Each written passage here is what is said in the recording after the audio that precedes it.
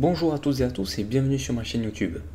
La plage. L'été, la plage, c'est un lieu où on va bronzer, se reposer, s'amuser, mais ça peut être aussi un lieu d'entraînement.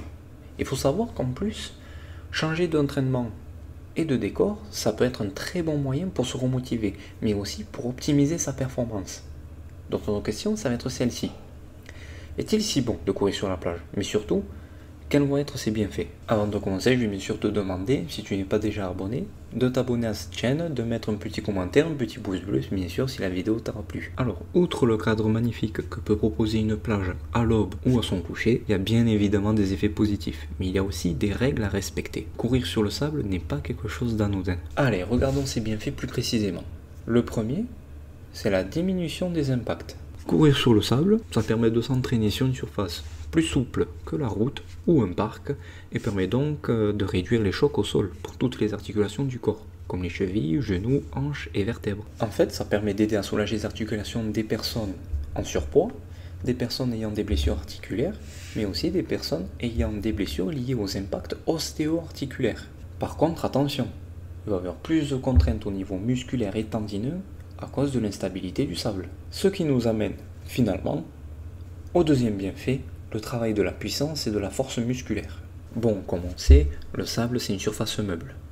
Et la déformation du sol sous la pression du pied entraîne une déperdition de force. Et cette déperdition de force entraîne quant à elle une mobilisation plus importante des muscles des membres inférieurs, mais aussi ligamentaires et tendineux. Pour pouvoir nous propulser à chaque pas, la course dans le sable va nous aider à renforcer les mollets, les ischio-jambiers, les quadriceps, mais aussi les fessiers. Et malgré cet effort musculaire plus important, l'étude publiée en 2017 dans l'European Journal of Sport Science permet de démontrer que courir sur le sable provoquait une réponse inflammatoire moins importante que courir sur l'herbe. Donc, en conclusion, courir sur des surfaces plus molles réduit les dommages musculaires. La réathlétisation. Bon, comme on a vu, courir dans le sable, ça permet de réduire les dommages musculaires. Mais ça permet aussi de mobiliser les muscles profonds des membres inférieurs et donc de la cheville. Donc en fait, courir dans le sable, ça va nous permettre de renforcer les articulations des chevilles et des genoux grâce à l'instabilité de la surface. Au final, c'est la même chose qu'avec un kiné, ça va vous permettre de prévenir les blessures, tout simplement grâce au renforcement des articulations. Le quatrième point, c'est la dépense calorique et le renforcement cardiovasculaire. Ben oui, parce que quand on court sur du sable, on s'enfonce et c'est beaucoup plus difficile que courir sur une surface plate comme la route ou un parc. Ce qui, comme on l'a vu, entraîne une déperdition de force qui entraîne une immobilisation des membres inférieurs et donc au final une dépense calorique plus élevée, mais aussi surtout un travail cardiovasculaire plus important. Une étude publiée Mechanics and Energetics of Human Locomotion on Sand ont démontré que courir sur le sable demande 1,6 fois plus d'énergie que courir sur une surface dure.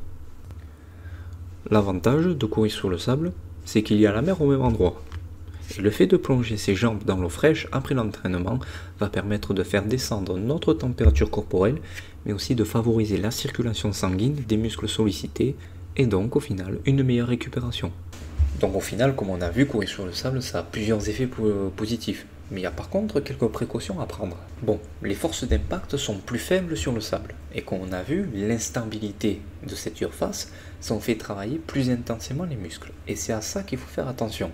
Et oui, c'est à ça qu'il faut faire attention. Il faut faire attention à tout ce qui est surcharge musculaire, mais aussi d'entraînement. Parce que ça peut réveiller d'anciennes blessures, ou tout simplement s'il y a des antécédents de blessures articulaires, tendineux ou de vertèbres. Et il faut aussi faire attention sur quel type de pente on s'entraîne, qui pourrait amener à des douleurs suite à un surplus de pression sur une des parties du corps. Et sur ce type de pente, des allers-retours sont nécessaires pour avoir la même charge sur les deux parties du corps. Il faut aussi faire attention de bien s'équiper et s'hydrater. Courir sur la plage en été peut amener au risque de coups de chaleur ou de déshydratation. Il faut mettre une crème solaire protectrice, lunettes de soleil, casquette, tout ça permettra de limiter les risques. Bon, en conclusion, courir sur le sable, ça n'a que des effets positifs.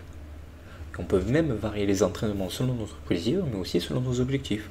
La course en pente, le HIIT, ou la course de fond.